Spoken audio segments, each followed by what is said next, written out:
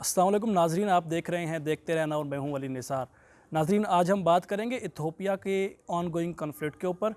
और बेसिकली कोशिश ये करेंगे कि हम समझ सकेंगे कॉन्फ्लिक्ट है क्या, किस वजह से है और उसके बाद इसके कॉन्सिक्वेंसेस क्या हैं और अभी इस कॉन्फ्लिक्ट की क्या सूरत हाल है और ये कहाँ पर दोनों पार्टीज़ की पोजीशन है। नाजरीन, बेसिकली इथियोपिया जो है वो अफ्रीका का जो हॉर्न ऑफ अफ्रीका यानी कि अफ्रीका का सिंग कहलाता है, उस रीजन में वाक़या है। हॉर्न ऑफ अफ्रीका एक रीजन है जिसमें इथियोपिया है और एरिट्रिया है और उसके बाद सोमालिया है और जिबूती है। 4 मुल्क हैं जिसमें इथियोपिया ही सबसे बड़ा मुल्क है। मेजर एरिया जो इस रीजन का है वो इथियोपिया ही का है, बाकी जो मुल्क हैं वो छोटे मुल्क हैं। नाजरीन, इथियोपिया बेसिकली 10 रीजन से मिलकर बना है और ये 10 रीजन मुख्तलिफ़ कौमियतों के ऊपर और मुख्तलिफ़ जो एथनिसिटी या मुख्तलिफ़ ज़ुबानें बोलने वाले 10 रीजन्स हैं उनको मिलाकर एक फ़ेडरेशन बनाई गई है जिसको हम इथियोपिया के नाम से जानते हैं। और एक बहुत बड़ा पहले सिविल वार रही है इथियोपिया में मुख्तलिफ़ कबाइल के दरमियान और मुख्तलिफ़ एथनिसिटीज़ के दरमियान, जैसा कि हम 1991 की से पहले के जो हम सिविल वार्स की एक सीरीज़ देखते हैं हिस्ट्री में, 1991 से पहले ये सिविल वार्स रही हैं। उसके बाद फिर 1991 में एक कॉन्स्टिट्यूशन बनाया गया था इथियोपिया का,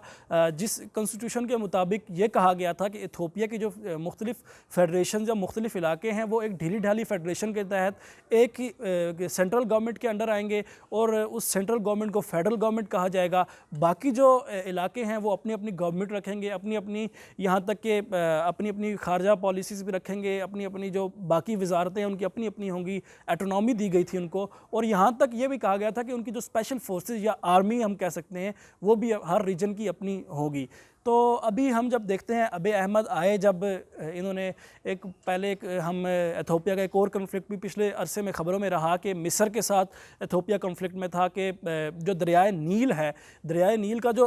एक हिस्सा है दो लेक से निकल रहा है। जो एक लेक है वो इथियोपिया से आगे जाती है, तो सूडान के बॉर्डर के पास, क्योंकि सूडान भी नेबरिंग कंट्री है इथियोपिया का, यहाँ पर एक बहुत बड़ा मेजर इथियोपियन डैम बन रहा है और इस पर मिस्र को, इजिप्ट को एतराज़ था कि इस तरह हमारा पानी रोकने की कोशिश की जा रही है, जो एक बहुत ऑन गोइंग कॉन्फ्लिक्ट चलता रहा और अभी भी उस पर बातें हो रही हैं। लेकिन आज की वीडियो में हम डिस्कस करेंगे कि इथियोपिया में पिछले 2 महीनों से हो क्या रहा है। नाजरीन, एक जो रीजन है इथियोपिया का उसे टिग्रे कहा जाता है। उस रीजन के दरमियान और इथियोपिया की सेंट्रल फोर्सेस के दरमियान एक जंग है और उस वजह से ये कहा जाता है कि सिविल वॉर में दोबारा भी कन्वर्ट हो सकती है, क्योंकि ये कॉन्फ्लिक्ट तो पुराना चलता आ रहा है और इसको रिजॉल्व एज सच कॉन्स्टिट्यूशन बना के कर दिया गया था। लेकिन फिर भी ये है कि इसमें बहुत सी मसाइल निकले। सबसे पहले तो ये जो अबे अहमद का एक स्टेप था कि वो ये चाह रहे थे कि एक सेंट्रल प्रॉस्पेरिटी की पार्टी बनाई जाए जिसमें सारी पार्टी जम हो जाएँ, और जो इथियोपियन कॉन्स्टिट्यूशन है जिसमें बाकी रीजन्स को उनकी एथनिसिटी की बुनियाद पर ऑटोनॉमी दी गई है उसको ख़त्म करके, एथनिसिटी को ख़त्म करके या एथनिसिटी की बुनियाद पर ऑटोनॉमी को ख़त्म करके प्रोविंसेस बनाए जाएं और बाकायदा जिस तरह एक गवर्नमेंट होती है, जैसे हम पाकिस्तान में देखते हैं एक गवर्नमेंट है जिसमें कोई भी एथनिसिटी की बुनियाद पर यहाँ पर डिवाइड नहीं है और कॉन्स्टिट्यूशन में इस डिवाइड को तस्लीम नहीं किया गया। इस वजह से फिर जब अबे अहमद का ये बात सामने आई तो मुख्तलिफ पार्टीज़ ने ज्वाइन किया और एक प्रॉस्पेरिटी पार्टी बनाई गई 2019 में। लेकिन टिग्रे की जो पीपल लिबरेशन फ्रंट है, पीपल लिबरेशन फ्रंट जो टिग्रे का TLPF, उसको ये बात मंजूर नहीं हुई और उन्होंने फिर ये है कि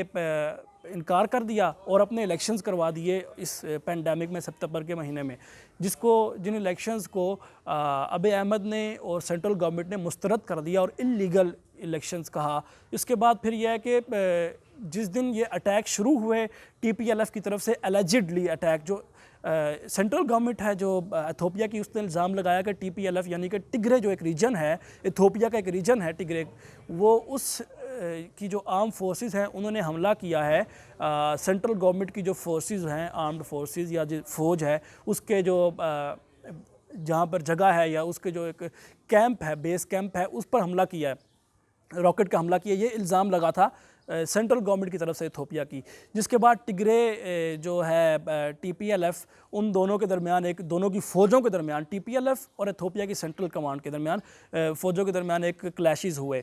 तो जिस रात ये क्लैशेस शुरू हुए उससे पहले एक दिन पहले जो है इथोपियन की जो सेंट्रल पार्लियामेंट है इथोपिया की, उन्होंने डिक्लेयर कर दिया था TPLF को, और सोच रहे थे कि TPLF को जो है टेररिस्ट ऑर्गेनाइजेशन, यानी कि जो वहाँ की सेलेक्टेड डेमोक्रेटिक पार्टी है TPLF, और इसका बड़ा हिस्सा रहा है, इस पार्टी का बड़ा हिस्सा रहा है TPLF का इथोपिया का जो है कॉन्स्टिट्यूशन बनाने में, और पुराना जो अब इथोपिया की जगह में सेंट्रल गवर्नमेंट नज़र आती है इसको बनाने में एक बड़ा हिस्सा रहा है। लेकिन उसके बाद यह है कि सेंट्रल गवर्नमेंट ने मुख्तलिफ वजूहात की बिना पर, जैसे मैं बता चुका हूँ कि अबी अहमद ये चाह रहे थे कि प्रॉस्पेरिटी की पार्टी बनाई जाए, एक प्रॉस्पेरिटी पार्टी बनाई जाए जिसमें तमाम जो मुख्तलिफ रीजन्स की पार्टी हैं वो जम होकर एक ही पार्टी बनाई और एथनिसिटी की बुनियाद पर तकसीम को ख़त्म किया जाए। तो इस वजह से इस तजवीज़ की मुखालफत आ रही थी, टिग्रे की जो पॉलिटिकल या अवामी नुमाइंदगी है उसकी तरफ से मुखालफत आई। तो जो उसके बाद फिर अबी अहमद और ये बयानात जो शदीद गोलाबारी बयानात की चलती रही अबी अहमद के दरमियान और TPLF के दरमियान, तो उसकी कमांड के दरमियान जो सेंट्रल लीडर्स हैं उनकी तरफ गोलाबारी चलती रही। इसके बाद सेंट्रल जो गवर्नमेंट पार्लियामेंट है उसने ये फैसला किया कि जो टिग्रे की TPLF है वहाँ की इलेक्टेड पार्टी है और बड़ी वोट लेती रही है, और 9% एथनिसिटी जो है उसको वो ये इथोपिया की 9% एथनिसिटी को ये रिप्रेजेंट करती है ये पार्टी। तो ये फैसला किया कि इसको टेररिस्ट ऑर्गेनाइजेशन डिक्लेयर किया जाए। उसके बाद फिर हमले शुरू हो गए, और फिर हमें नवंबर के जो है 8 नवंबर या 6 नवंबर को UN के जो चीफ़ है उनका बयान आया कि ये एक कॉन्फ्लिक्ट जो है सिविल वार में बदल सकता है और ह्यूमैनिटेरियन या इंसानी जो क्राइसिस है उसमें बदल सकता है। उसके बाद फिर नाज़रीन अब ये दावा इथोपियन प्राइम मिनिस्टर की तरफ से, अबी अहमद की तरफ से सामने आया है कि उन्होंने एक यानी इस 28 नवंबर या नवंबर के एंड में उन्होंने ये किया है कि उन्होंने कब्ज़ा कर लिया है टिग्रे जो रीजन है उसके कैपिटल मकेले पे। लेकिन अब इस दावे के बाद उन्होंने कहा कि ये जंग ख़त्म हो चुकी है और अब इसकी तरफ से मतलब तमाम मामला सेटल हो चुके हैं। इथोपियन की जो सेंट्रल गवर्नमेंट है या सेंट्रल आर्म फोर्सेस हैं उनका कब्ज़ा हो गया टिग्रे पे। लेकिन जो टिग्रे की जो कमांड है या लीडर्स हैं उन्होंने पहाड़ों पर पनाह ले ली है और वो ये कह रहे हैं कि हम अपनी जंग को जारी रखेंगे। और इसके बाद अब देखते हैं कि आगे क्या सूरत हाल बनेगी। हम आपको साथ साथ अपडेट करते रहेंगे टिग्रे की जो और इथोपिया की जो आपस का जो कन्फ्लिक्ट चल रहा है इसके ऊपर अपडेट करते रहेंगे और ये कोशिश करेंगे कि आपको ताज़ा तरीन मालूमात देते रहें। हमारे साथ जुड़े रहिएगा और देखना ना भूलिएगा, देखते रहना।